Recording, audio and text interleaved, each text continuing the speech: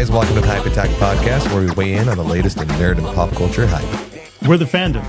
We are the excited conversations we have with our friends about the nerdy things we all love and geek about. We are the Hype Attack. I am the hype! Well, hello there, listeners. When I was a baby, my head was so big scientists did experiments on me. This is fact. My head was so big that scientists did indeed do experiments on me. No, you're listening to the right podcast. Don't turn away. Don't turn away. You know you like this. Run away. Turn the volume up. Who was that? Oh, that's just Jermaine sitting across from me. To the right of me is Douglas. Hi. And to the left of me is Rudy. What up? What is up, nerds? How are you doing? How's everybody doing? Welcome back again to yet another episode of the Hype Attack Podcast. I'll stop fucking around. You guys, I missed you. Yeah, I missed you too. No, I was talking to the listeners. It's all right. Listen, on the last episode, we call it a little bit of an audible, and we said we were going to talk about video game adaptations, but we didn't because that's the fun of any conversation. It just goes any fucking place that it wants to go. And so it did. But I promise you, listeners, on today's episode, whenever it is you're listening to it, morning, afternoon, I promise nothing. night, we will, by golly, talk about video game adaptations. But before we get into that, gents, gentlemen, nerds, nerdettes, from starting over here, Douglas, how did you nerd this past week? Sorry. You couldn't do that before? I know.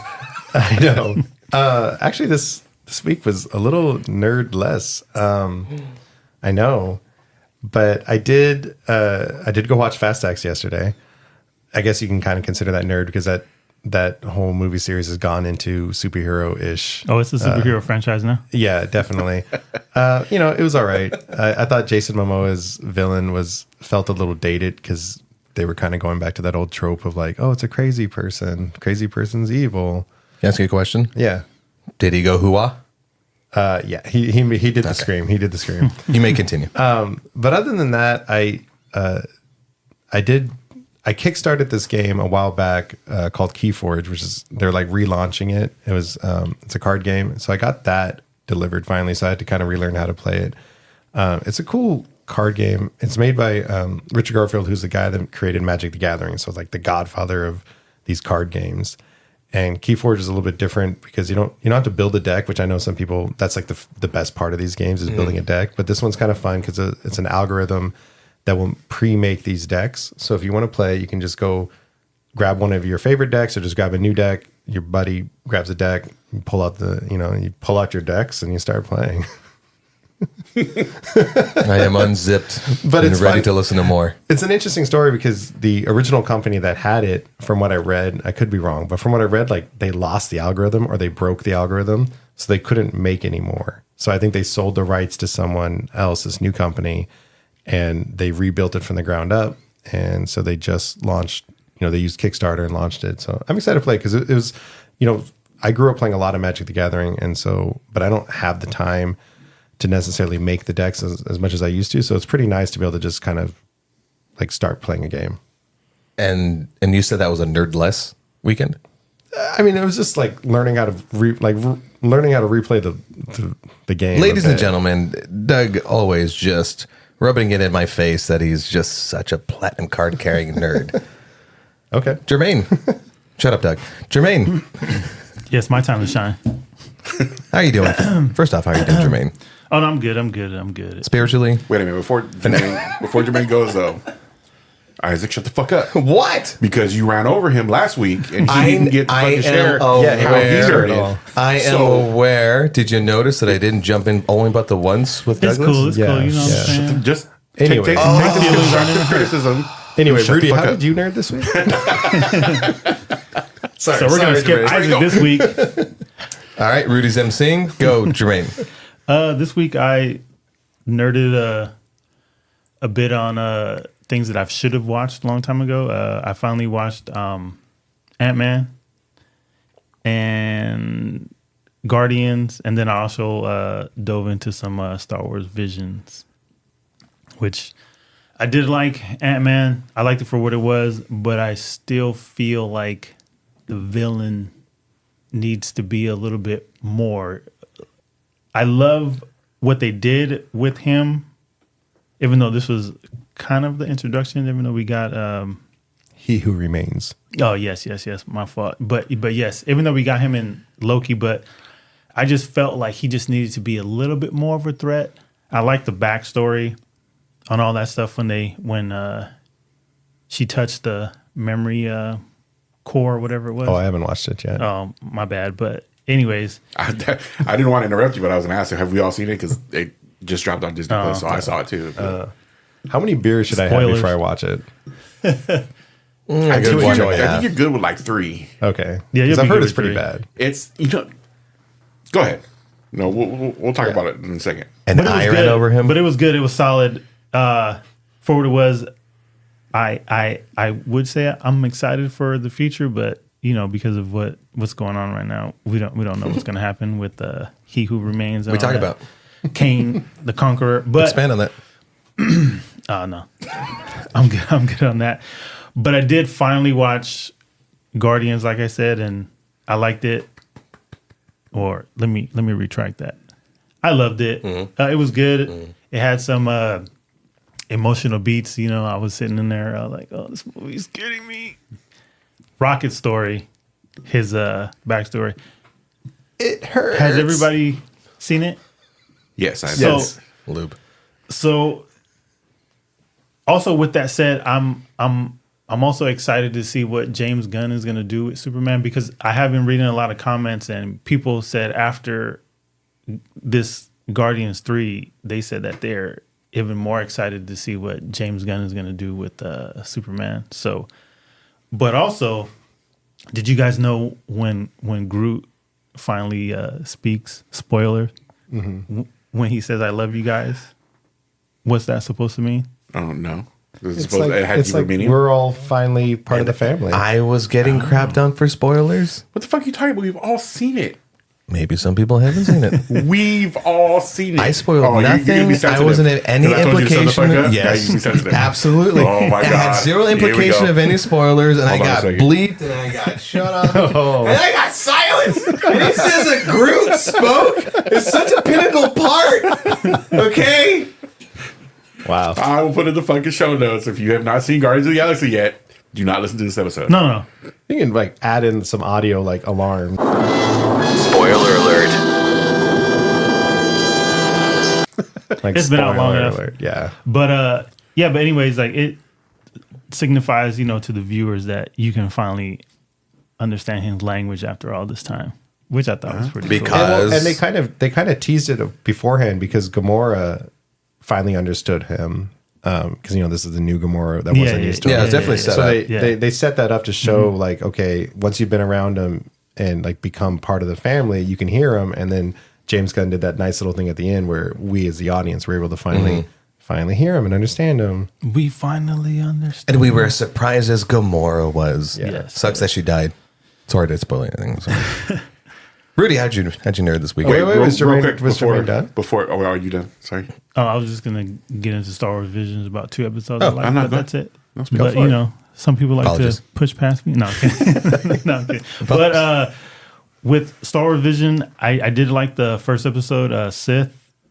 I thought it was done very well. The style was artistically done well. That's the one that they like played with the color palette a lot, right? Like it was kind Yeah, of it almost looked like black painting. and white Yeah, line, and they added the color and stuff. Yeah, that was really cool. Yeah, all that stuff. And I like the, I believe it's episode 5, Journey to the Dark Head. I believe that was the name of the episode. Yes. That one was a pretty good episode. That one was from the South Korean animation studio, which, the South Koreans, they do a lot of anime, so that it showed in that quality of that one. Like the animation style on that one is It was beautiful. Yes. And I want more of that. I want more. But anyways, real quick before we move on from Guardians. Did anyone else see the story about the High Evolutionary? Oh, he at the survived. end? Yeah, I had no idea. Like I thought he went down with the ship, and then I saw that article, and they had a little picture of Drax, carrying his ass out, as they're all escaping. I'm like, oh, so it wasn't a throwaway villain. Yeah. Who knows what they're going to do with that? Yeah, if he even comes back at all, but still, I liked him as a villain. No, I think I saw someone refer to him as RoboCop. Because of the look. Was that stretch the face? Wasn't that in the? Yeah, he mentioned it in the movie. He was like, Oh, "You he did, RoboCop, yeah. Skeletor looking." That's what it was. That's right. Because that's he right. went and saw that. I was like, "Damn, burn."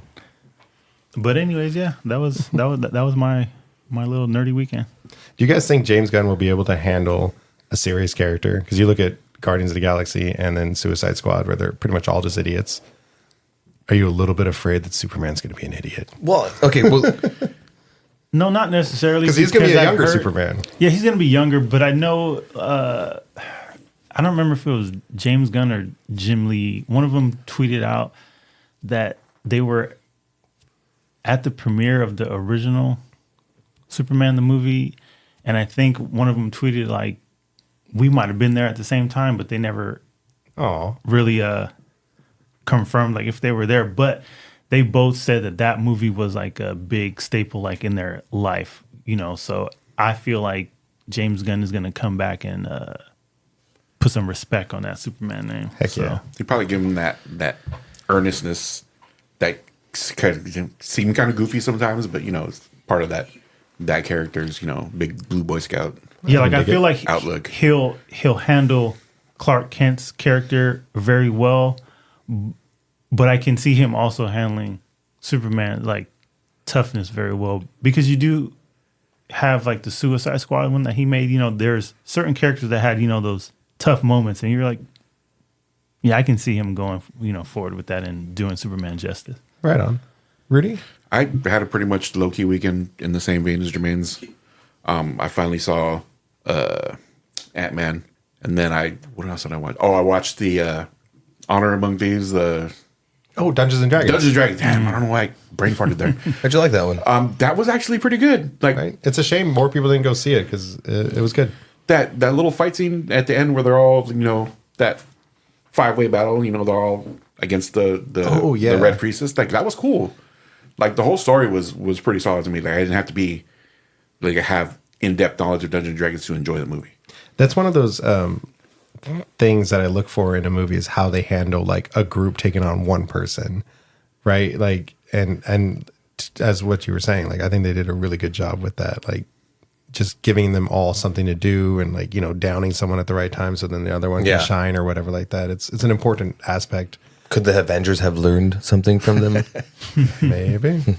Well, I watched those 2 movies, and then I got about 4 episodes deep into Alice in Borderland. Oh, you finally started the watching first that? season. Yeah, that is definitely like right up my alley. It gave me like Gantz meets Battle Royale vibes. Heck yeah. You're welcome. Definitely worth checking out. I'm trying to speed run through it, but like I'll load up an episode and Rachel will be like, "What are we watching?" I'm like, you can watch it out whatever. in the game room. Rachel, I'll watch it leave with him you. alone. "Whatever Let you him- want to watch, babe." Let him cook. I'll watch it with you out in the game room. Okay, I'll walk you. I didn't know if you started it or I've seen the first season, okay. so I definitely would rewatch it. Oh, shit, I'm left behind. I gotta check it out. The ending.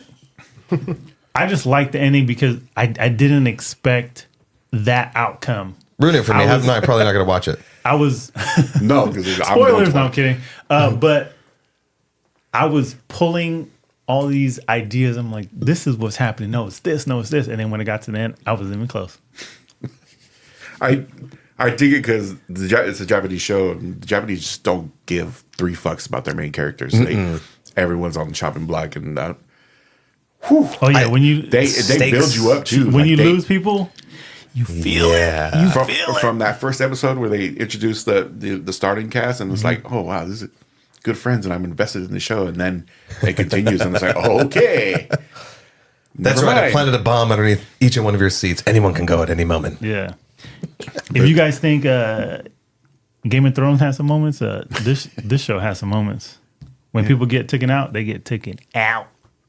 They are dead. Somehow, Sidious returns.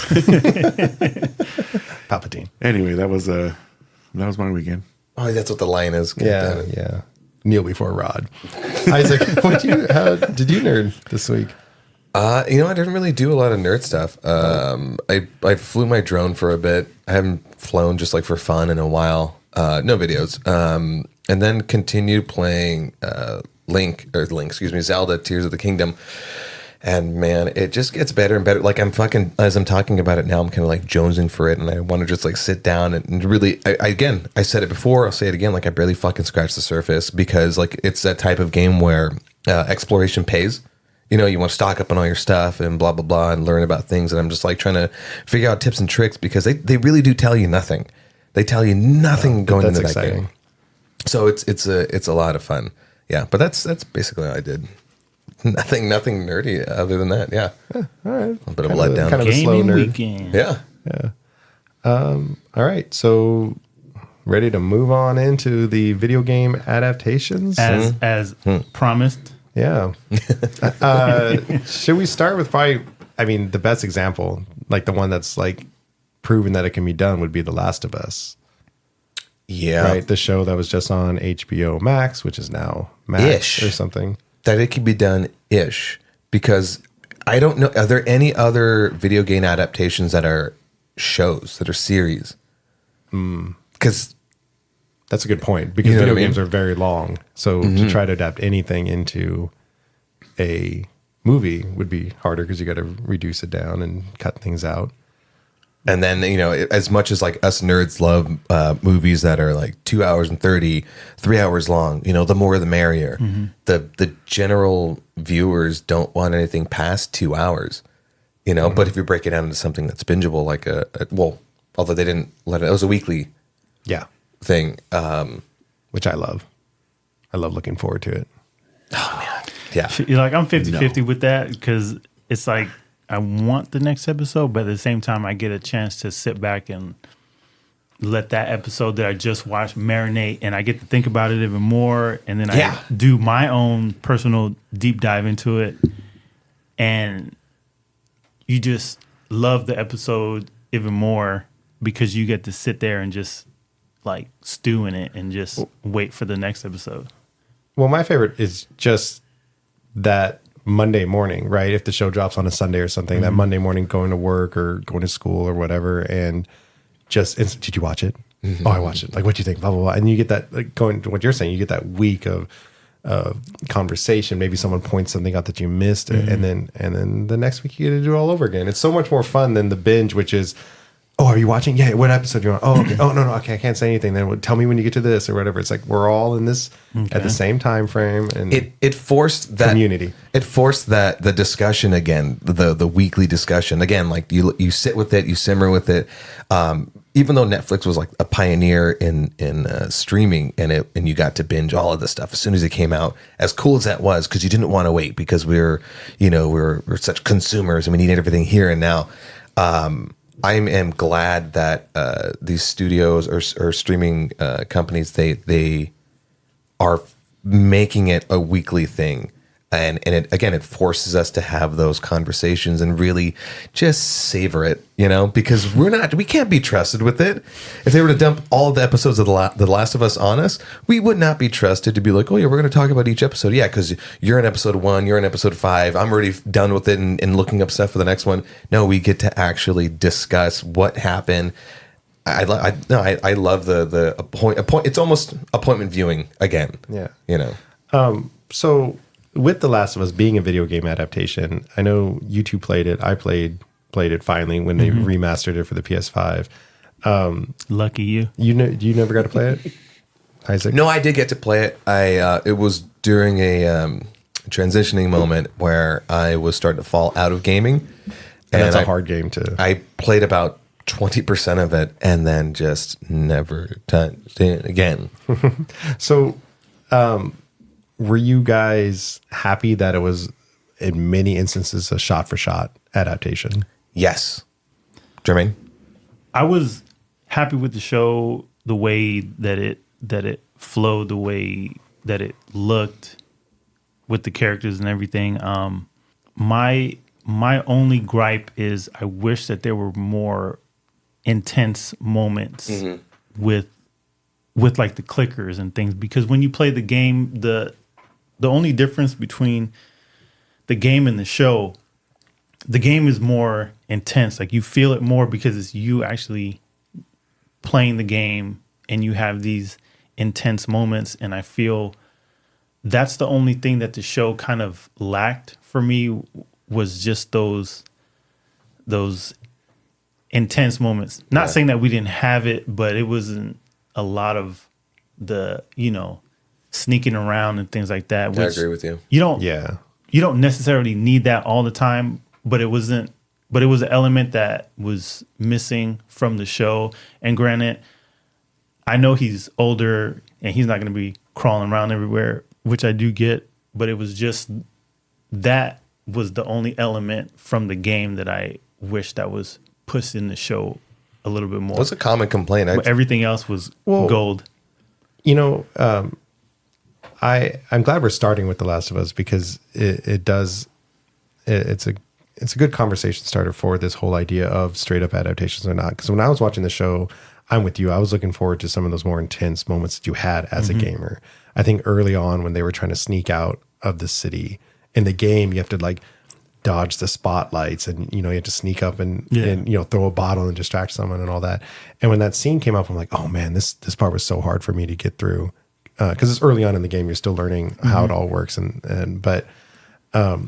didn't really do it, and it made me think about the difference between writing a story for a show versus writing a story for a game. Because even though the show and the game were pretty much shot for shot, especially a lot of the cinematics and the settings and everything, except for obviously a couple episodes, they still had to kind of take some of those game elements out of it because they don't necessarily work. I'm not saying that they shouldn't have put more action in, but like, oh no, which I agree with. A big part of the game was pushing Ellie around on a floating pallet in the water, right? I mean, I don't even think they did it once in the show, which I was kind of surprised they didn't do it at least once. But those kind of puzzle solving things, like they work so well in a game because if you're doing this kind of big cinematic game, you need to put in those moments, those puzzles, those action things, because you are playing a game. You're not watching a show. So the gamer needs to feel those intense moments and have those hard things to overcome. But like, I also think about the way I played that game is I think I snuck up and like choked out like 100 guys and like shivved a bunch of, like, the show couldn't have been the game that I played because we would have just been watching him choke out 100 guys from behind. Oh, no, like, definitely. Like when they were escaping that university or whatever, it's like, I'm pretty sure I just choked out every guy there. See, like that would, it would have been a funny episode to watch. but yeah, and like there was definitely those key moments, like when they were in the cabin, right, in the game, like that, you were shooting out the window at like, it was an intense moment. And I don't even think they got attacked at all when they were in the cabin, right, in the show. By clickers or anything. I don't think it even happened. And that was one of those things that I was waiting for. But again, like how much do you add in or not? Plus, I'm sure there was budget restraints and stuff. Well, I think I could count on one. I honestly think I could probably count on one hand the clicker encounters that they had. Yeah, they had very few. Yeah, I mean, yes, I understand that the story is very important, and they did a fantastic. I mean, I love a lot of things, but they did, and I don't use this word often. They did a phenomenal job with the story. Oh no, it was good. And the thing about the clickers, it was solid. The thing about the clickers is, I get the clickers are secondary because, like The Walking Dead, it's the people are really the threat in this world, and I get that, but I just felt like I just needed maybe one or two more little encounters. No, I would have been good. That's what I'm trying to say is I honestly, I didn't, because I was so engaged with the story. Again, they did a phenomenal job with the story that it made it so engaging. And I'm like, oh my God, what do you think they're going to, the conflict between them and everything. And I was so stuck with that. I kind of forgot that it was like a quote unquote zombie show. Until I started to, again, went down into the comment sections and right. Also, fuck the comment sections about episode 3. Y'all can go straight to hell. Yeah, I have a stance on that.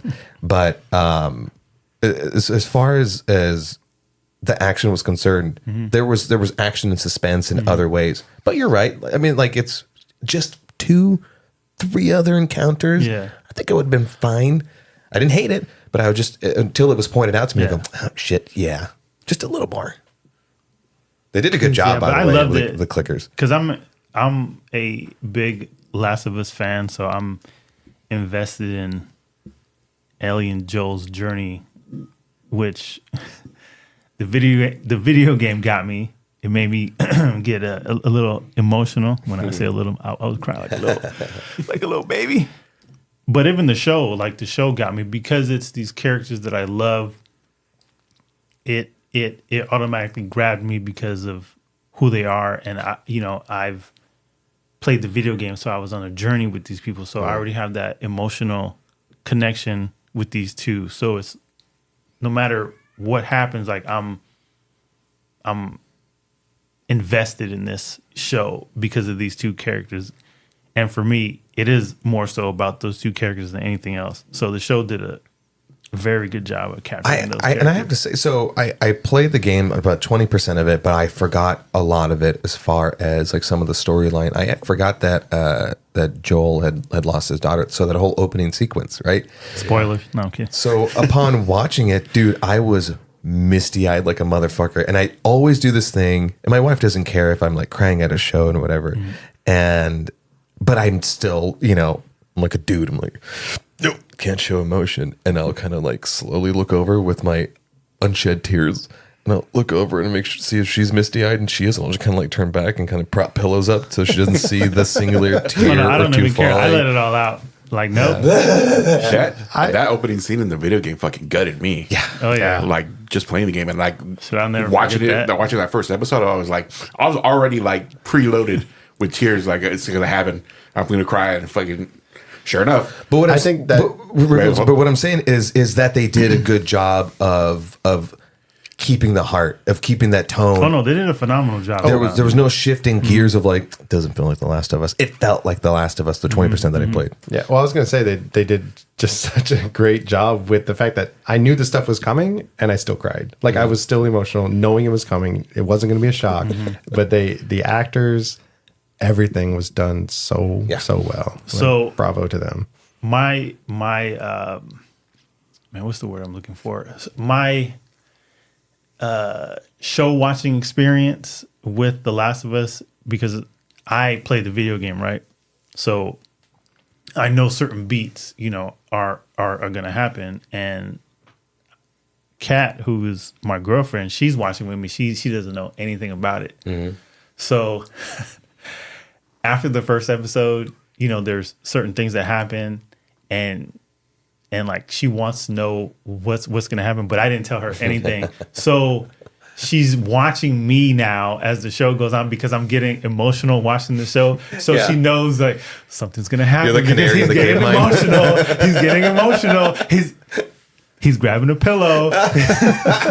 He's cuddling a pillow. So she's looking at me while I'm watching the show, and she's like, "Oh, I know something's happening right now." That's adorable. I can't even imagine what's going to happen when they adapt the second game into. Oh, I haven't played that one series. Like, it just, it's the same. It's almost the same kind of thing where they set up that emotional impact right at the beginning, and you're fucking off to the races. I can't even think about it because my eyeballs is already. I got to start playing that. Touched on this in the last episode. Didn't really go into detail, but for the second game, at the end, there's the boss battle between, the main characters in the game. And he has that save point right there because he's so emotionally invested in kicking the shit out of the last boss that he goes back and reloads that just so he can do wail on that boss again. That's awesome. And I love that. Fucking, that tickles me so. Like, I would watch him. I would see him load it up, and I would just turn my chair around and just watch him play. Like, I want to take a moment and be irritated that we're not a video podcast yet because our dear friend Jermaine is already misty-eyed as I can't. We're talking about this. He looked right at me, sitting right across from me, only 4 feet away, but yet so far, and just misty-eyed about it. this person is in video game purgatory for the rest of her life, and I leave it alone for a while just so I forget the controls a little bit to give this person a little bit of advantage, A little bit of a fighting chance. Oh yeah, but no, it's over for you. Psychopath, right? Learning, leaving the rope a little When loose. the Last of Us, when the new season starts, we will definitely get into a Last of Us topic because there are some other things that needs to get out. But yes, But this is not a Last of Us episode. This is a video game adaptation episode. yes. So where do you go from there? Well, I was going to ask, like, do you guys expect, or do you want any other like upcoming video game adaptations to be that kind of shot for shot thing, if it can, or do you want to see more exploration? Necessarily for me, it doesn't necessarily have to be shot for shot. Like I'm okay with like, for example, like the Nolan reimagined Batman is like, as long as you have those elements in there and it holds true to the core of the story, I'm 100% fine. But it just has to feel like what it's supposed to feel like. And I'm also good with, since I said Nolan, like the Zack Snyder 300, shot for shot. I'm also good with that. But my main thing is the heart of the story and those characters have to be there. And I know I'm gonna get off topic for a little bit. Like the new Ninja Turtle movies, the new CGI, I know people didn't like the look of the turtles, and that's fine. They were okay to me, but as long as like the soul of the turtles is in there, I could look past The Michael Bay that. one? Or the upcoming? Those were Michael Bay like produced, Yeah, the Michael right? Bay one. The two of them. Yeah. Like, I know it's not going to be, the greatest movies or, it was going to be serious, but just the fact that the turtles were the turtles, you know what I'm saying? Like, they had that The spirit of the turtles. yeah, the soul of the turtles. Like, as long as you have that, I'm fine. But not saying that those are great movies, but it was solid for what it is, and I just took the turtles for what it is. But my point is, as long as you keep the core soul of the story, I'm fine with that.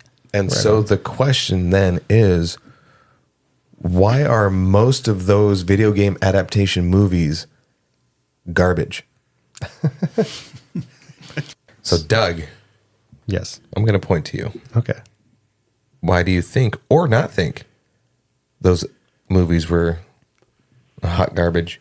Well, I mean, I think part of it is for the longest time. I mean, even today, a lot of games don't actually have like a full story. They have some characters, they have a setup. And then so when these studios decide, hey, let's make a movie, let's make more money, they hand the writers and directors that like very loose setup and they kind of do something with it. That was the longest time. Nowadays, there are. Do you have an example of a video game movie? God, you put me on the spot. I'm so bad with examples. Well, I'm thinking about some of the older ones. I mean, obviously, like Street Fighter and Mortal Kombat. Those games had stories, but not really. So I remember even when the original Street Fighter or the Mortal Kombat was announced. If you play those games, you choose a character and you get through it and you get their story ending. And so when they announced even those movies way back when, I was thinking like, well, which character are they going to choose? Like, you have to choose one of those characters to like get their hero, like get their story. And neither of those movies kind of went that path. So even like that's like right away, you're going to get a different experience than what you had in the games. That's not quite an excuse that they couldn't make those movies good because they're fighting games, right? Yeah. You get some good martial arts, you get some stuff going. But Because I don't know if anybody here has ever seen the Street Fighter 2, the animated movie. oh, you brought that up in like the first podcast. Yeah, that was one of my. I watched the show. But it was, for me, that animated movie. I was like, why didn't they make Street Fighter like that? Yeah, It's an older movie too, but the style of it was really good, and like the story was there. That is another question that I'll ask later, which is, why are some of the good movie adaptations the animated ones, and so many of the live action not so good? animation is so much more free. Forgiving. and especially when you're dealing with special effects. This is something I always say, again, off topic a little bit, but I love Green Lantern, and I'm still waiting for like a really good Green Lantern live action movie. But part of me is afraid because the Green Lantern's powers are so special effects intense and heavy that like part of me would rather them make a hardcore, very good animated movie, because seeing it live action. Now that said, Zack Snyder's little bit of Green Lantern that he threw in the history part of Justice League looked really good, but still, it's such an intense, like it's so CG reliant that part of me is just like, just do a really good animated movie, like hardcore style.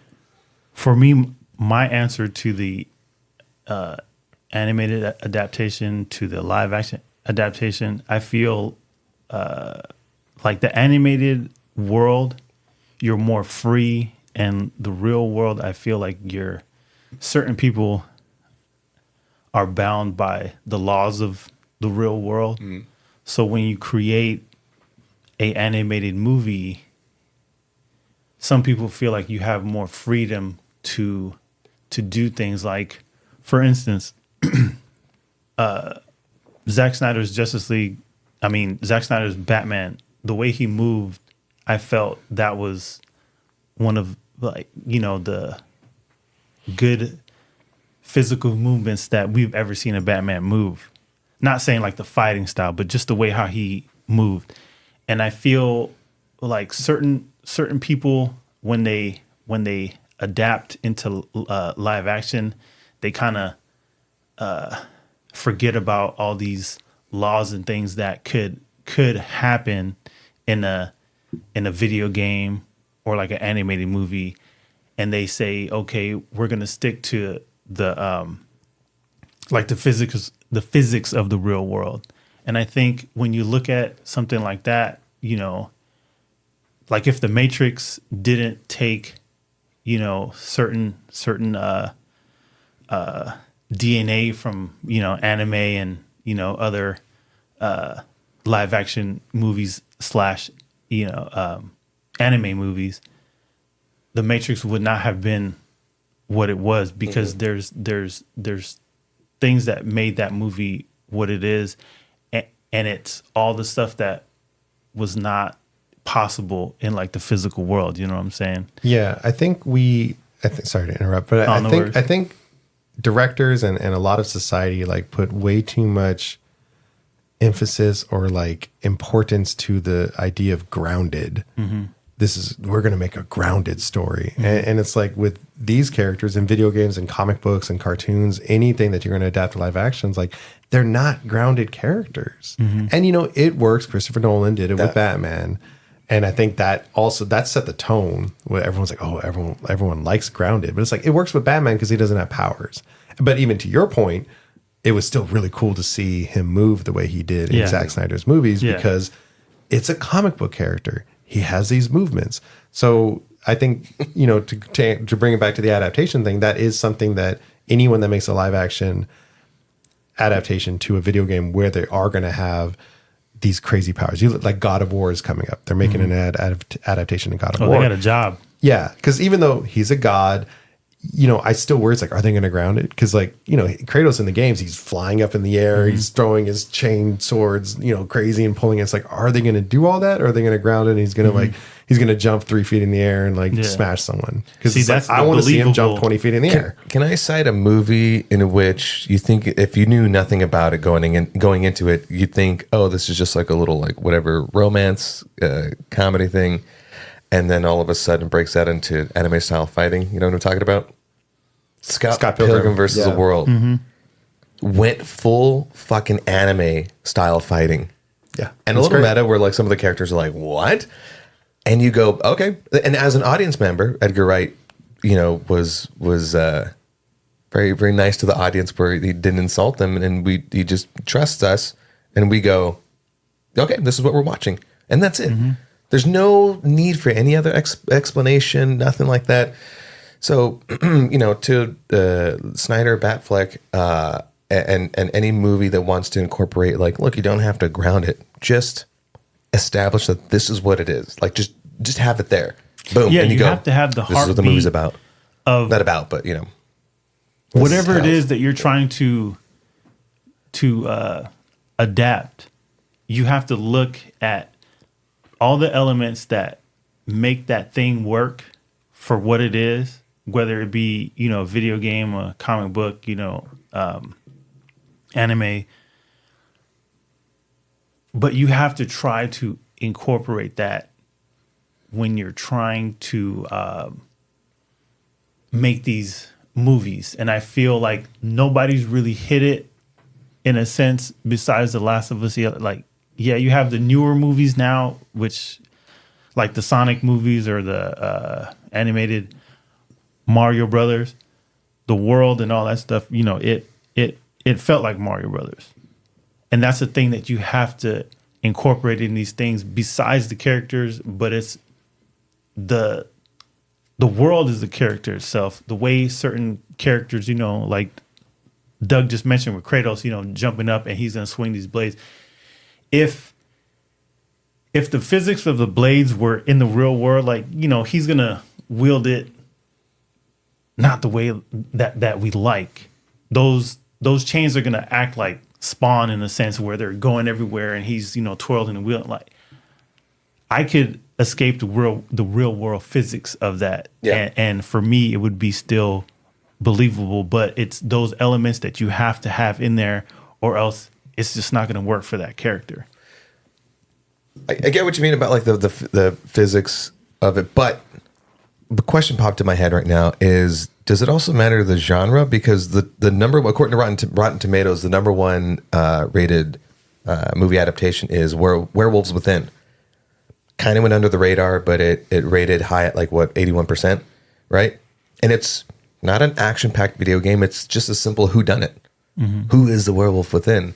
And as I'm looking at the list, another one that I don't think it got a high rating. What is that? 31% on Rotten Tomatoes.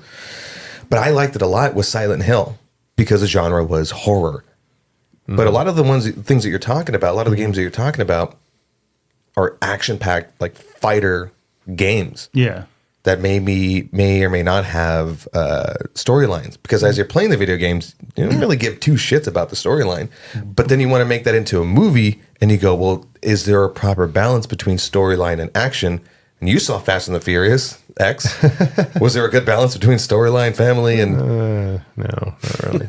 Yeah, I mean, and that's the thing is also with a lot of these, even fighting games, like there's so many characters that everyone's gonna have their favorite, and so as a writer, finding that balance, how you can make everybody happy. There's a lot to it to go into making these video game adaptations, and then you look at even some of the larger properties or the games that have canon. Right? Like you look at a game that has like a series and there's story elements.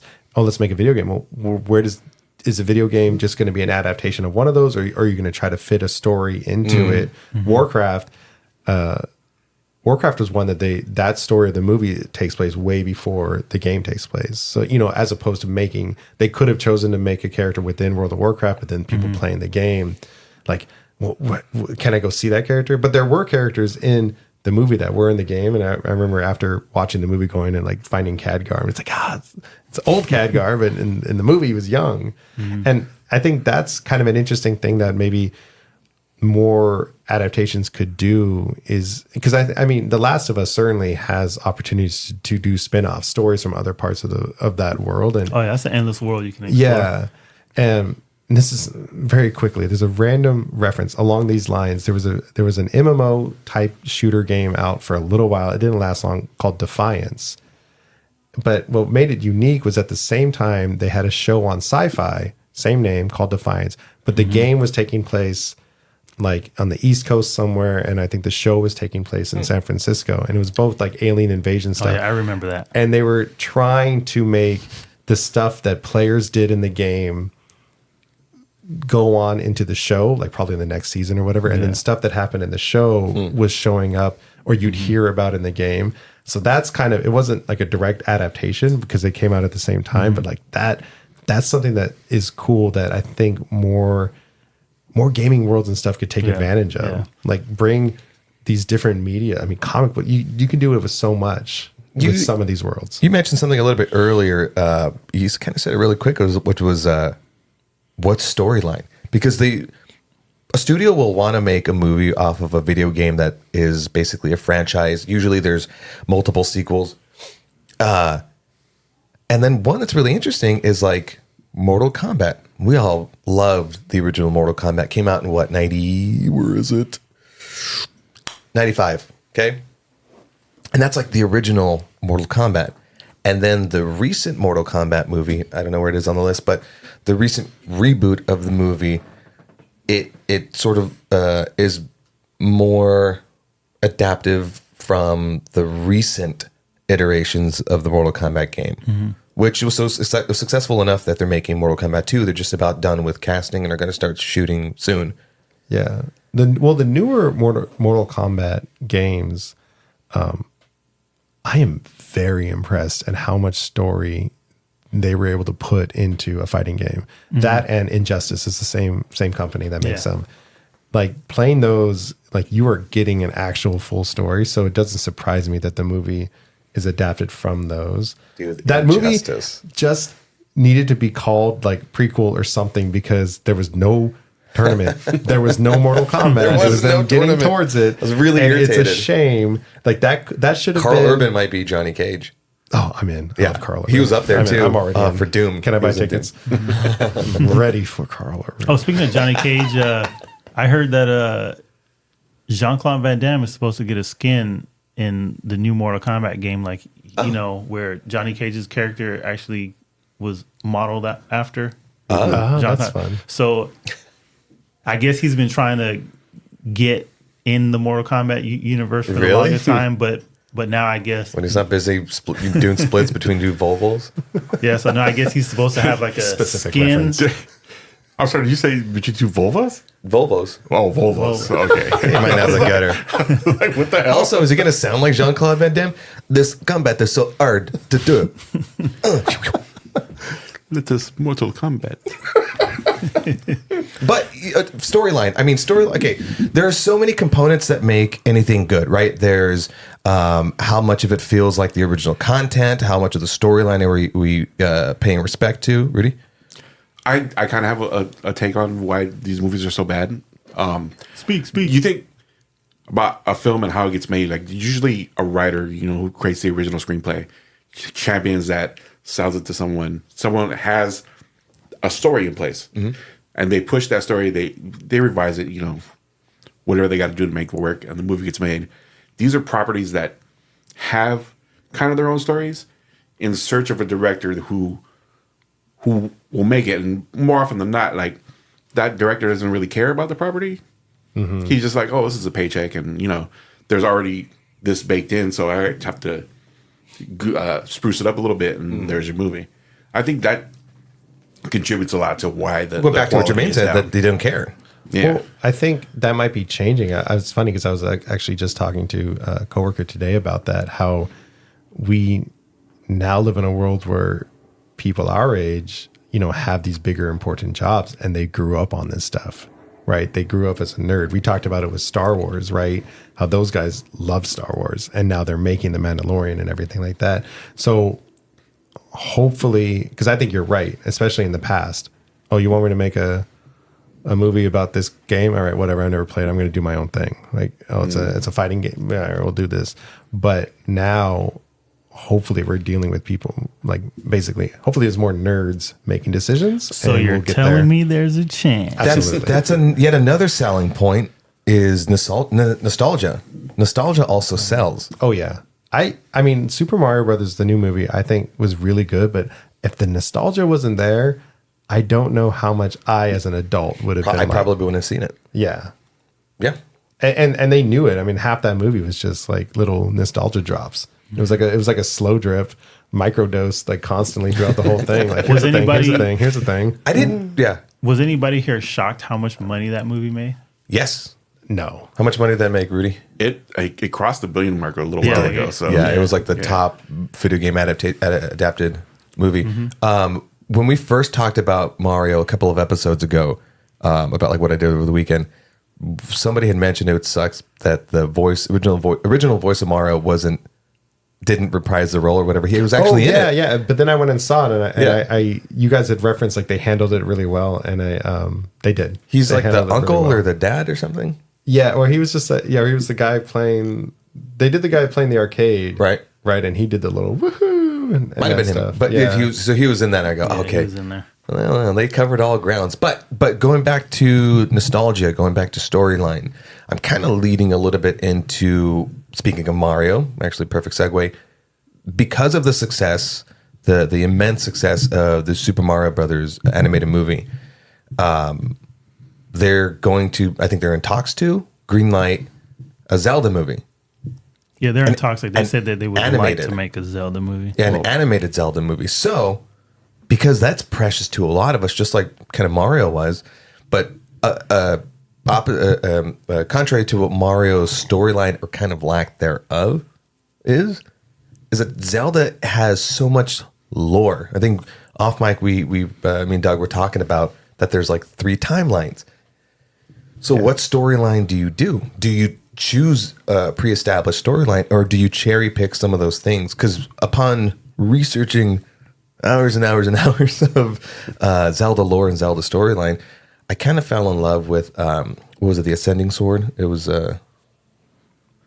chronologically in the Zelda lore. It's like it's the beginning of like there was 4 spirits, and then the goddess Hylia, she needed to use the and so she like downgraded herself to Zelda, and then she kind of forgets who she was. Like I kind of like that storyline because everything else gets so convoluted later on. Mm-hmm. I would love for them to really do Zelda good. This is the guy that says he's not a gamer and not a nerd all the time, and that was some hardcore. That was some nerd. I've been playing. Good Lord, I love it though. I've been playing. Well, is there an I opposite learned of something. shame? Is there an I learned opposite of something. shame? No. Oh yeah, Like, here we go.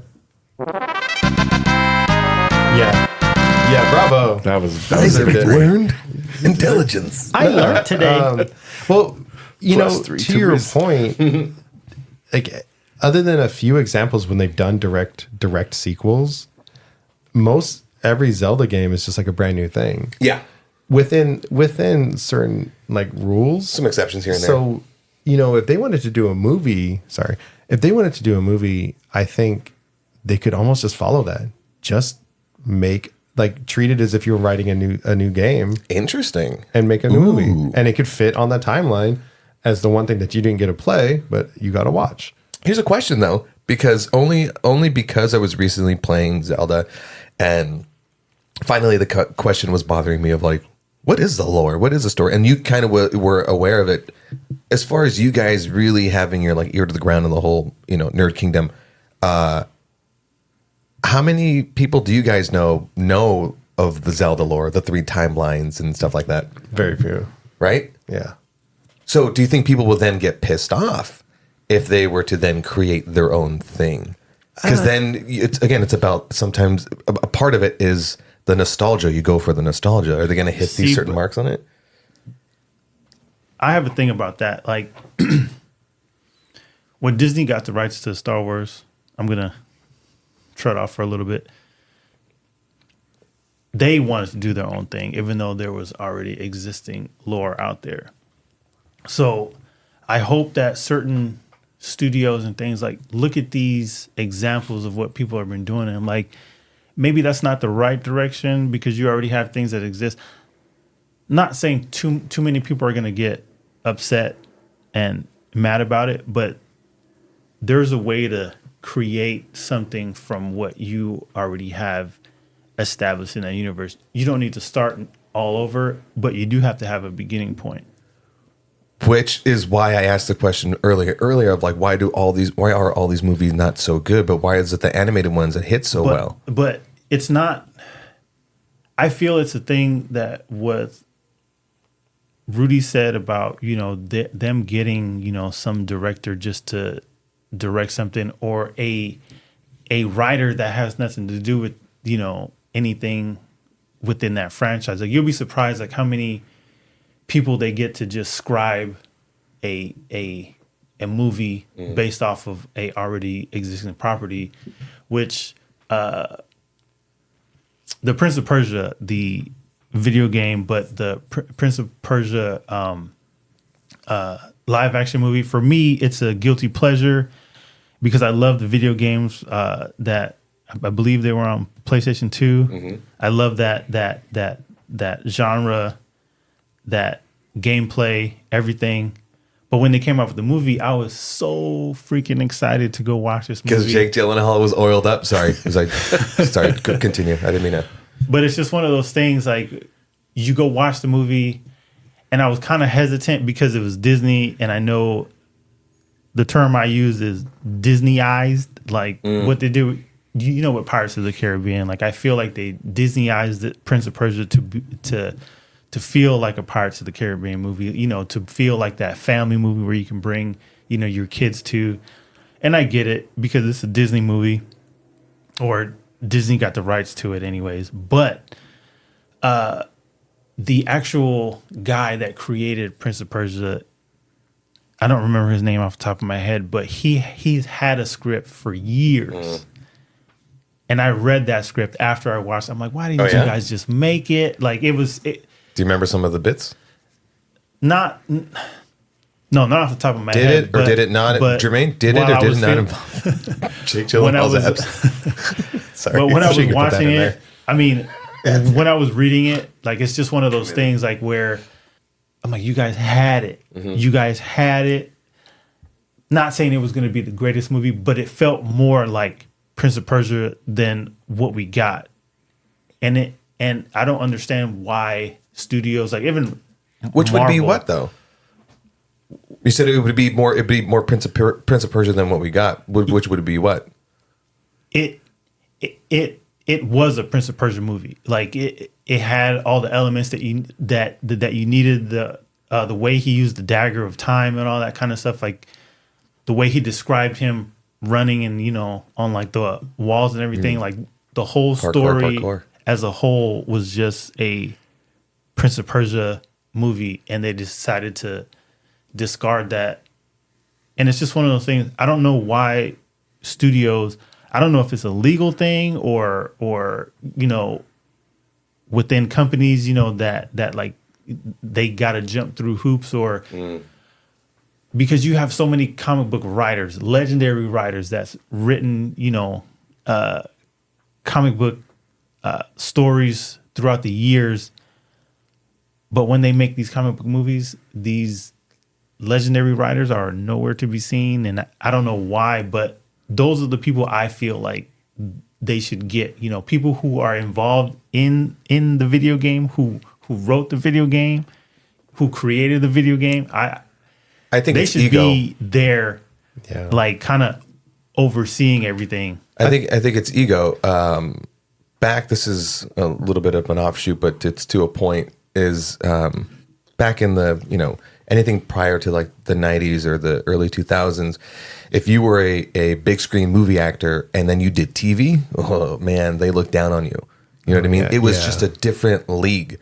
So a comic book writer compared to a movie writer, compared to a TV show writer, you're all in different leagues. You're sitting at different tables. You're not buddying up. And I think studios, you know, they have certain marketing targets that, you know, like a comic book writer, they're writing for a comic book reader. Yeah. And then, so for a studio to think like they're going to write a movie that, you know, more than just comic book, because that's the thing, is all these movies are going to cost a lot. I mean, not all of them, but anything in the fantasy realm or sci-fi and stuff, they're going to cost a lot. So you need to hit the certain, what is it, like the rule of two? Like, there's 4 main demographics and you always have to hit 2 of them. It's like adult men, adult women, young men, young women. Like, you pretty much have to hit like 2 or something. I don't think that's the 4, but there is a marketing rule of 2. And so I think that's the thing, is these studios get a hold of certain characters.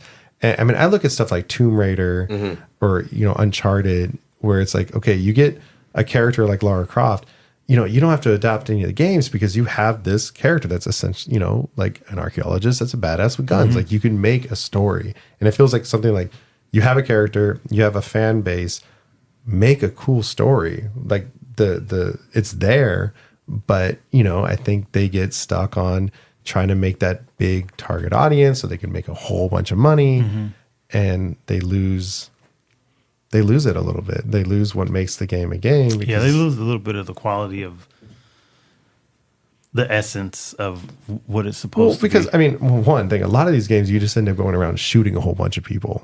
And whoever the studio is, you know, oh, we got this, you know, this video game character. They're not going to want to release a movie that's 2 hours long of just bloodshed. I think that's not going to sell to families and kids. And Why stuff. not? No. I think they should.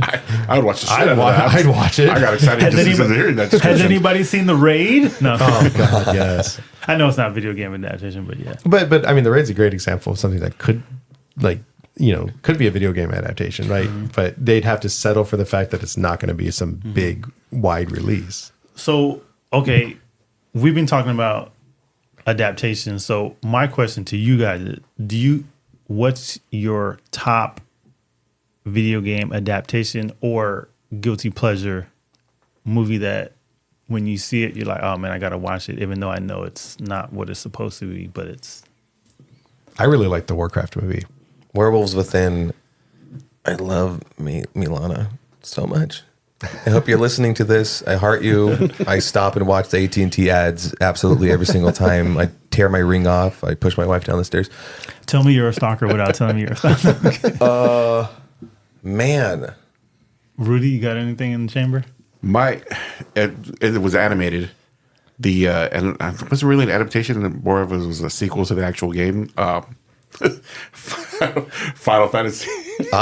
Final Fantasy VII Advent Children. That's why I went to you, my man. That was a masterful, like addition to that video game story. Just the way that because the combat is turn based, and someone waving a sword, bang, hits the character, numbers drop. The way they imagined that fight taking place in real time, it's just that was one of the first things me and Jermaine bonded over was them showing Cloud just whooping ass with his big ass sword, just the way he moved and flowed, just that whole movie was just really, really great action wise. Phenomenal. Did the action meet what you already had in your head? It surpassed it because of all these adaptations that we got before. Trash. But but it's just one of those things where I don't want to be that guy, but me and Rudy actually went to the premiere for that. That's awesome. They released it. They released it in Japan, and we watched it with the subtitles, but they decided to give it a wider North American release, and they actually did dubs for it with sort of well-known actors at the time, and they had was it free? Did we pay for that? I'm pretty sure it was free. It was free, and it was free. They sounded invites anyone who wants to come see this movie at the ArcLight down in Hollywood. Just show up. That's awesome. And we used to go to Hollywood so much to watch these free movies. But go ahead. We watched that movie. Didn't they give us the soundtrack after for free too? Yeah, they gave us the soundtrack. It was a cool experience. The actors, all the voice actors were there. It was so good. Yeah, but to add to what Rudy said, it's the movie had those elements. You play the video game, and you kind of know how the mechanics of the game works. So when we watched Final Fantasy and they had all these action scenes, and I'll never forget that rubble battle that they had in that movie. I got so hyped, I almost jumped out of my seat. It was almost like watching The Matrix for the first time. Oh man! To seeing all these battles sorry, to describe that scene real quick, the two the main hero character and the main evil character, Cloud and Sephiroth, are fighting. They're fighting their way up a building. That's how fucking batshit this is.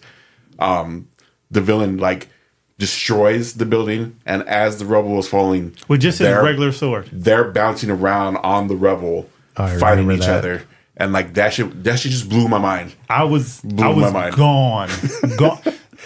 The building, the structure, there's big pieces of the structure just falling, and then Cloud is at the bottom, and he sticks his sword into the side of the building, and he steps on it, and he just gets ready he does this like quick little heel click, and he like splits his sword, and he grabs both of them, and he jumps and hurls his way through, and just bouncing off just rubble that's just falling, and they're just going at it, and they're fighting in the building. Like it's almost like you're watching Zod or Rod. And, kneel before Rod, but Zod and Superman fighting, because they're bouncing off these rubbles, and they're swinging their swords at each other, and then they're going through the building, and just the camera angles, like when they're going to the building, you don't know if they're right side up, or upside down. Like it just works, and I wish all movies were like that.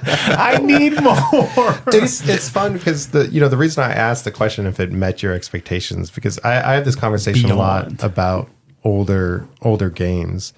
Because you're right. Playing any of the older Final Fantasies, you hit a button, fight. Here's your target, and the guy steps up and swings his sword once or twice.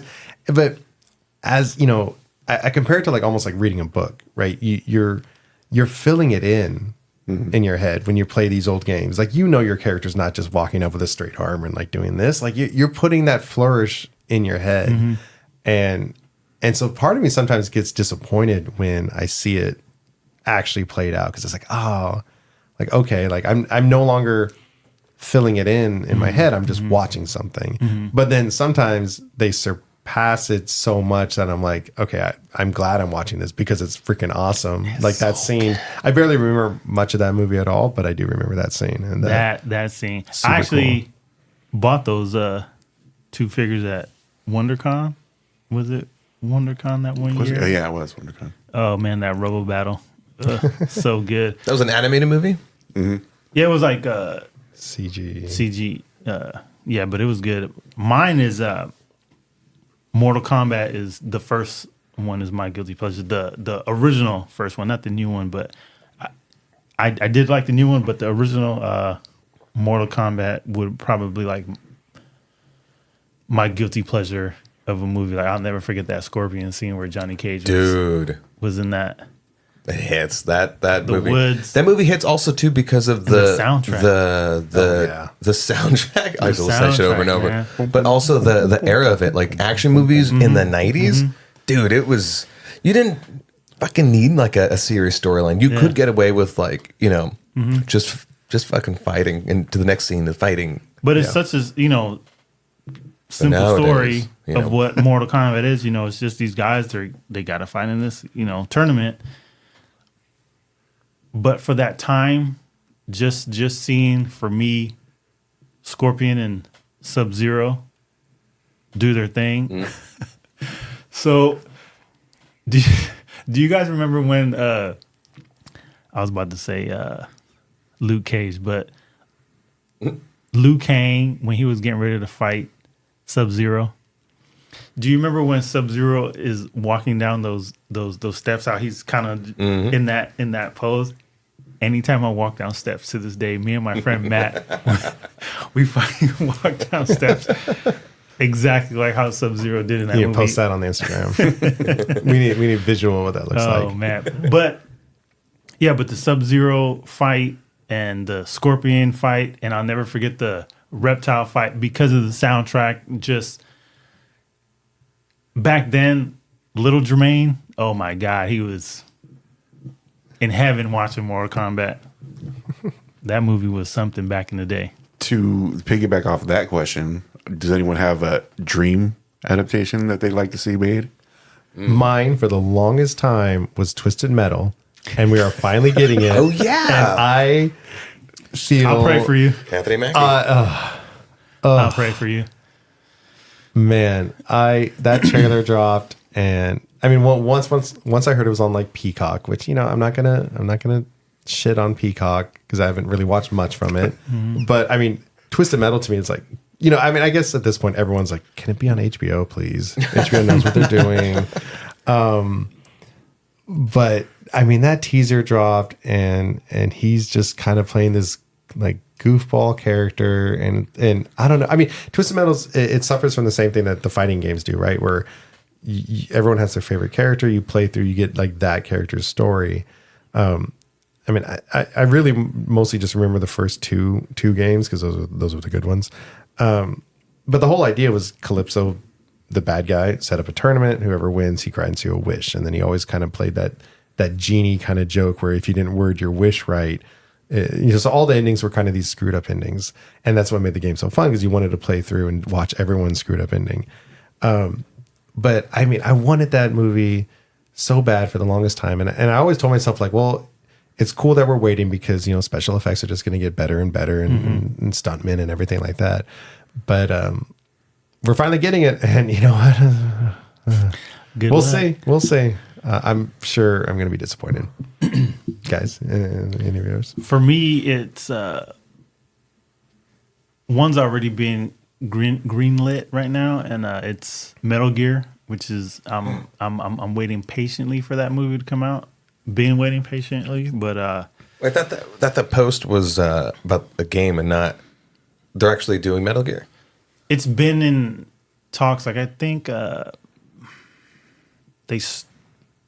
want to say there's already concept art out. Because that was one I was gonna say, like, dude, that would be a fantastic fucking movie to adapt. I heard for the longest time, I think they were looking at Oscar Isaac to play Solid Snake. I love Oscar, but I could be wrong. They, according to the Wikipedia page I just read, they announced that he was going to play Solid Snake, and he has interest in doing the role, but that thing was stuck in development hell for years and years and years. That's how it goes. And I'm going to be waiting for a long time. But for me, it's Metal Gear. We already got The Last of Us. But if I had to pick anything else, because those are like my top 2 PlayStation games, I would probably like to see maybe like a Devil May Cry, kind of like maybe a series, not necessarily a movie, because there's so many characters, and I feel like with the series you can tell more of the story and get deeper into it. Mm-hmm. So for me, it would probably be Devil May Cry. Did you like the animated series that they came out with? I did. A few years back. Yeah, I liked it for what it was. It wasn't the greatest thing, but it was Devil May Cry, so it was good enough for me. Going back to Metal Gear, would you want that to be a movie or a series? Because the easy answer is like, well, series is going to be better. Yeah. You have more time to flesh out the story and just get more content. Just in general, get more content. But I feel... Although it is kind of plagued with a smaller budget. But those kind of characters in that kind of game, it's like it's set up for like a mission, right? And like I feel like any story where like, hey, complete a mission, that could be a good movie if it's done right.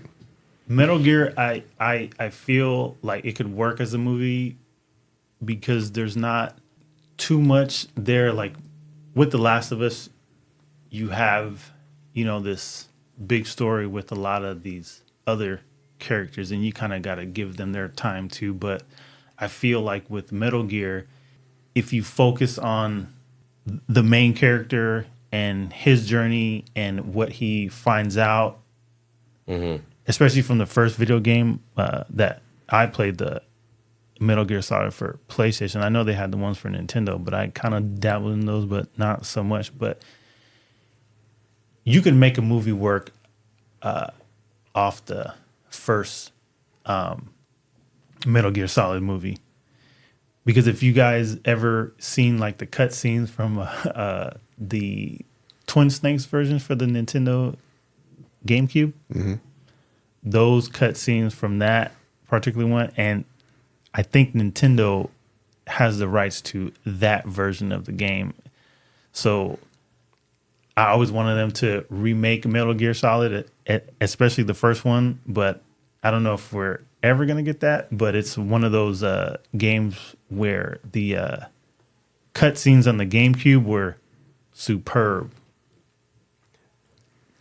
Cutscenes always like just give you that tease, that little taste that makes you just like, I mean, I'm a big Blizzard fan for the longest time, and Blizzard makes cutscenes and like cinematic intros and trailers that are so good. Money. And you watch them, and it's like, why is there not Overwatch? Like Overwatch movie is so obvious, And like all the cinematic stuff and all the character intros that they've done, it's like, how can there not be a movie yet?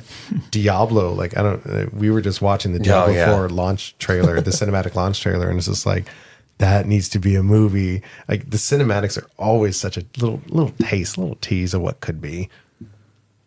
That's why I want another. But they also would be so expensive to make a full movie at that quality that they're putting into those cinematics. Like that's the thing too. Is because that's what I was trying to ask before with like the Final Fantasy movie that you guys were really fell in love with is.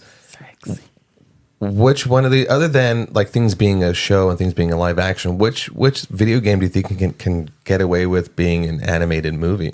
A specific. I mean, I just said it. game? I think Diablo. Yeah. I mean, you look at the success of the Castlevania anime that That'd be a cool anime they movie. just put out. It's like one of those kind of animes would work really well. I think with Diablo. What else? Most fighting games, I think, can be like a anime. Well, on that note, in that vein, do you think we'll ever get a Super Smash Brothers movie? It's not a serious question. You don't have to. Oh no! I mean, we got a little taste. We got a little tease in the Mario movie, right? Donkey Kong beating him up. I mean, I feel like it could happen because I feel like it could happen. Like Final Fantasy has already like the anime look, and Diablo already has an anime look. Is there anything that doesn't? And Metal Gear also has an anime look that they can just continue on with it. So you're not going like, oh, Oscar Isaac looks like because people were complaining about Space Daddy. Help me out here, Pedro Pascal, and we're complaining about it until we actually saw it, come to fruition. And it worked out. You know what I mean? It wasn't like. But that's everybody. They also complained about Ellie, Bella Ramsey's. They never stopped complaining about her. But that's everybody looking at it. Job. And I forgot she was Lady Mormont, by the way. Oh yeah, they're looking. They were both. You Game of forgot that? Thrones. Oh, Yeah. I want to shame him. No, okay. But I loved her character. It's the thing that I mentioned with the Michael Bay turtles. They don't look like my generation of turtles because I grew up with the original comics and the original. I'm looking forward to the new TMNT cartoon. Oh yeah, Absolutely. me too. But it's one of those things. I don't need the characters to look exactly, and I get it. Well, that's us. We're more forgiving. Yeah, but that's people already complaining about. He doesn't look like Joel or she doesn't look like Ellie, without giving it a chance. And that's the thing. I could understand your complaints if you've already seen it and you didn't like it. Yeah. But just to jump off the bat right away. Now, the people did rally for Sonic.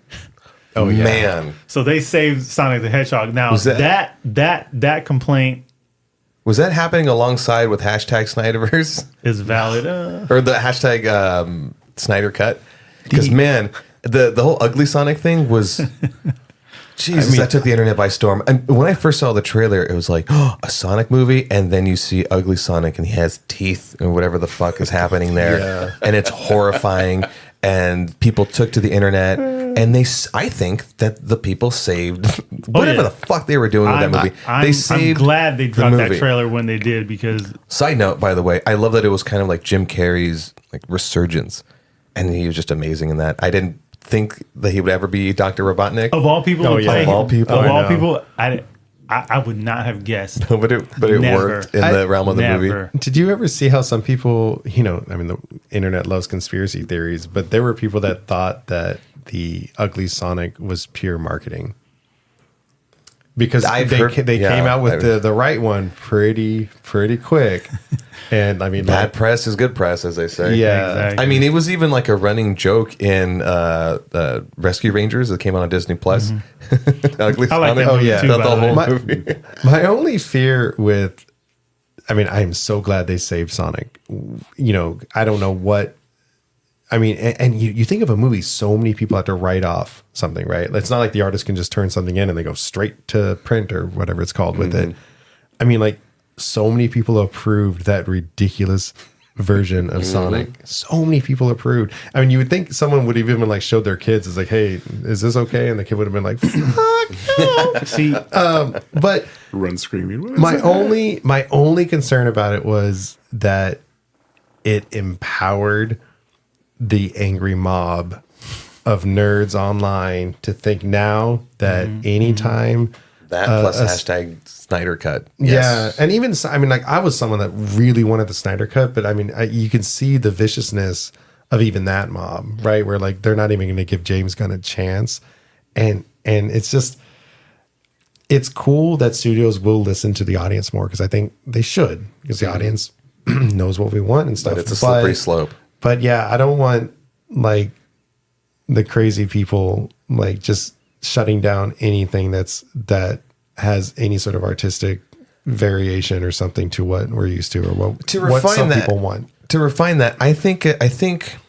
what you're trying. I'm gonna tell you what you're trying to say, Doug. Go for it. I think that it isn't about the number of people that are saying one particular thing. I think it is how some creators create, which is best idea wins. Oh yeah.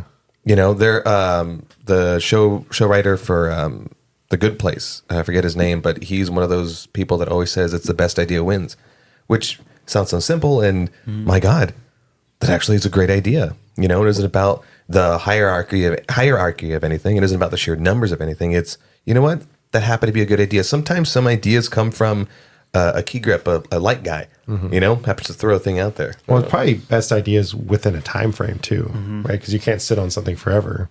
But you guys also do have to look at if we're going to talk about Ugly Sonic, it's at the time where Disney's coming out with all their live action adaptations, and that's a whole different topic. But I feel like the reason why we got Ugly Sonic is because of the direction. Not saying that this is the answer, but I'm just saying they might have said, you know what, if we're gonna make a Sonic movie, let's make him look like an actual hedgehog. You know, like how Disney's doing with all these live action. They're actually making these characters look like the actual animal that they're supposed to look like. Hedgehogs aren't blue or stand up. But Correct. but yeah. But to Jermaine's point, the whole Disney thing, making them look, you know, accurate, blah, blah, blah. I don't agree with any of it. Like, I didn't like The Lion King. I thought that this is a whole tangent, but they focus so much on the lions being lions that literally as Scar and Simba or whatever having some fucking deep conversation, they're like cleaning each other and like doing actual cat lion things. Like, no, and people have like caught on to that, and they've you know, put their own artistic skills, have fixed it and made them look just this side of cartoon. You know what I mean? Where you can mix both of those things. You could do that. A la Sonic. Well, you know, I think some of it could also just be toy sales. Oh yeah. You know, there already is Sonic the Hedgehog toys. There used to be. I don't know. And so you release a movie and it's just going to be more of the same. So you change them up. Ninja Turtles, same thing. Michael Bay comes out with. You already have Ninja Turtle action figures, but now you can go buy the movie ones. But that's what the studios want to do. They want an Ugly Sonic. They want to sell these things, so that's why superhero movies. I'll go with Captain America as an example, or even Batman. Every different movie that comes out, he has a different suit. Oh yeah, and it all goes to sales. You know, of toys. What happened with Young Justice, which I can't believe that animated great show cartoon actually got canceled because of toy sales, because they say they weren't selling enough toys. I'm like, that's the reason? Yep. Oh yeah, of course. But Rudy, did you go buy any toys? I actually have you're the problem. Aqualad, Kid Flash, and I think a Nightwing from that series. Opened or closed? So I got my Happy Meal toys now. But do you have any animated adaptation? Oh, motherfucker. I got so wrapped up in you guys' conversation. I had a couple and I forgot. Fuck. I want to do a shout out though. If we're talking, maybe not ones that we want, but ones that exist, is Arcane. I never played League of Legends. I know very little about it. That Arcane. Arcane was that was phenomenal. Good. That's such a good show. And Castlevania. Oh, fuck! I just remember what I was thinking of. I don't know how I can forget. The right. I would love to see fucking Destiny as a live action. Oh, fuck but me, yes. I think as expensive as that shit would be, just special effects wise, that would be an amazing fucking animated series. Absolutely. Oh yeah. For me, you listening to this, Hollywood? Rudy I has need spoken. it. I need it now. If I had to choose one, we already got Devil May Cry. I already said Devil May Cry, but I wouldn't mind seeing a animated. Wait, has Assassin's Creed been animated? I don't think so, right? Wasn't Did did they do an Assassin's Creed movie? Just they did did do an live Assassin's action. Creed movie with Michael Fassbender. Yeah, they did do a movie, but Forgot about that shit. Oh my god. animated movie wise, though. That's the whole point of the conversation. Sorry. That's the whole point of the conversation is that like a lot of these movies, even though a lot of us are going, I didn't mind that movie. So many of them were forgettable. Yeah. Oh yeah, Oh Uncharted. yeah, a lot I of them watched are- it. Oh, couldn't tell you anything about it. It doesn't Spider-Man have was those in it. elements, Mark Wahlberg. Marky Mark with a mustache. but because like I find talked some about treasure that, for me. Huh? How about that? but because I talked about Metal Gear on the last episode, there's moments in that game that are not forgettable that I will always remember, and I feel like these movies don't have that type of element that the game had. The reason why they have all these fans, because the gameplay and there's certain moments that you have as a player that you'll just never forget. Playing a certain game, and when these movies comes out, they're just basic movies and they don't hold like a place in your heart, and you just Well, but I gaming, forgot about that movie. You're like, But- oh yeah, like playing a game though. I mean, I think you said it like there's a challenge or some Mm-hmm. unique mechanic. Like I don't know if a show or a movie could ever get that. And that's one thing when people like, badmouth gaming, which I know doesn't happen Mm-hmm. as much now, but that was always one of those things that's like, versus reading a book, Mm-hmm. watching a show, a movie, it's like gaming has like a challenge or something unique that will stick with you forever. but to challenge that, I feel Final Fantasy, that Advent Children, I'll never forget that Robo Battle. Like that came out of nowhere, didn't expect it. The action in this movie was so good, and in The Last of Us, the scene where Joel has to sneak up behind the sniper Oh yeah. to get that. Or the Rat King pops out. I will never forget that particular scene or moment in the game, and even in the show, like it was good. They did a really good job. I feel like you can have, that saying, your cake and eat it too, but it's just how you background noise. We're hearing background noise, but anyways, it's just how you execute it and visually how you show these certain things. Like I said, The Matrix could be a good movie, but it had those elements in there that we've never seen before, therefore accelerated it and made it a great movie. Mm-hmm. I feel like movies can have that. The Raid movie, even though it's not a video game adaptation, but it could be. But I damn near remember every single fight that was in that movie. Every single fight that was in that thing. yeah. I'll never forget that scene where the dude had the machete and there was a guy hidden in the wall and he was sticking the machete in the wall. I'll never forget that. Yeah. But it's just one of those things. God, Like that movie. I feel you could have it. You could have those moments in there, but it's the people that are behind it. You have to be creative enough to visually pull things off. Like you just said, the Arcane movie or the Arcane animated movie. I've never played any of the games, but that series, phenomenal. Another interesting thing about video game adaptations are when they take these very old games that don't have a story at all. You're looking at Rampage as one they've done.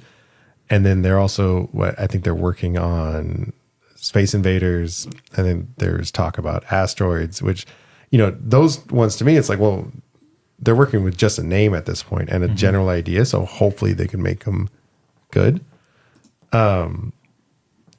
But I will say this.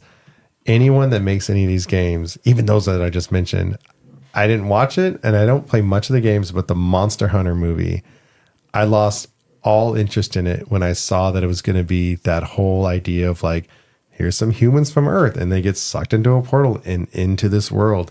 Like it doesn't work. I think the original, like the D&D movie, not this latest one, the last Dungeons and Dragons movie they did the same thing. Like a group of players playing, they get sucked into the world. It just makes for a goofy. It just doesn't work to me. And Monster Hunter, the few games I have played, it's like that could have easily been a movie. That could have absolutely been some hunter. I mean, it would have been a great opportunity to use like a person of color, like like indigenous tribes, because there's like a really like tribal kind of motif to those games. Like they could have done so much, but instead they sucked in some like American soldiers into the world. And so I hope that never happens again with any of these adaptations. They could have almost made that adaptation almost like the Predator movie. Exactly. Prey. Exactly. That would have been great for a Monster Hunter movie. But yeah, before we sign off, we have to do a shout out to The Witcher, which again, I didn't play those games. Shout out to Tasha Coin. Yeah, I didn't play those games, but I mean, The Witcher 3 has always been like a game to play, and I love Cyberpunk, so it's the same company. I'm sure I would love The Witcher 3, but that show really good, and it's a shame Henry Cavill had to leave. Yeah, man. I don't know. I Who's mean, I'll taking his place? Liam Hemsworth. Yep. Yeah. I'm sure I'll still watch him. I haven't watched. They did a spinoff already, right? Bloodlines or something like that. Yeah, they had a spinoff. Blood something. Yeah, something like that. I didn't watch that yet. I don't know. I feel like with Henry Cavill gone, I'm just like, ugh.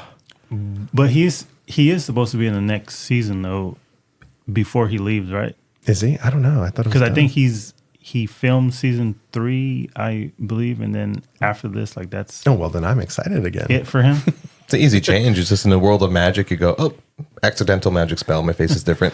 Oh, I hope they do. I They've done hope that in they other do shows. that. Like someone spills a potion on him or something like that. They do like a really bad CG Henry Cavill because they don't even want to bring him in, and then like a I hope he potion, and then melts. it's Liam Hemsworth, or like he I has hope to he like melts like that dude from RoboCop. like too many people recognize him. So Hey guys, the conversation's going to go on forever. And so this, as always, is a good place as any to end the conversation. Wait, one second not. before we end it.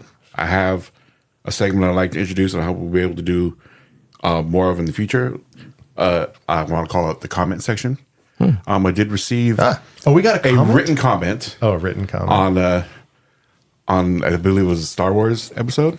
Oh, This one is directed to Jermaine. It says, "What? No, you tell Jermaine to shut his filthy whore mouth. Mando will not die ever."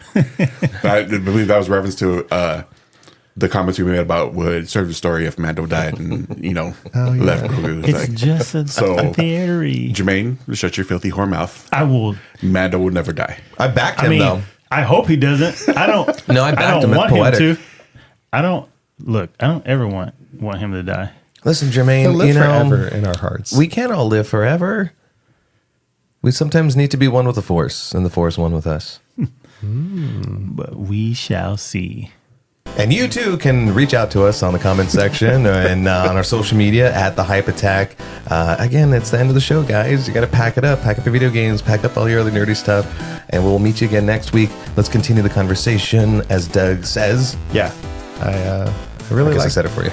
As you can tell, we all really like talking. How dare you. And Cause let us know what video games you like or what adaptations you guys want to see and all that good stuff. And let us know which ones you fucking hated, and let us know things that maybe you want us to talk about. You're part of the conversation too. Join in. Hit us up in the comment sections, DMs on at the Hype Attack on Instagram and TikTok. Guys, With a little energy, because the last episode, our sign off was a little flat. Oh, I did that on purpose. I thought Okay, it'd be fun. okay, good. That makes you I- feel I better, feel like because we're- I would have kind of was like, I think I felt the energy from you guys being kind of drony, so I was like, oh no! I was doing it on purpose. Where I was like, one of us, Yeah. same hype time. Yeah, it didn't follow. Okay, Yeah, Hey, hold on. yeah. Clean. Okay. all right. Guys, we're gonna catch you again next time. Same hype time, same hype channel. Hype attack.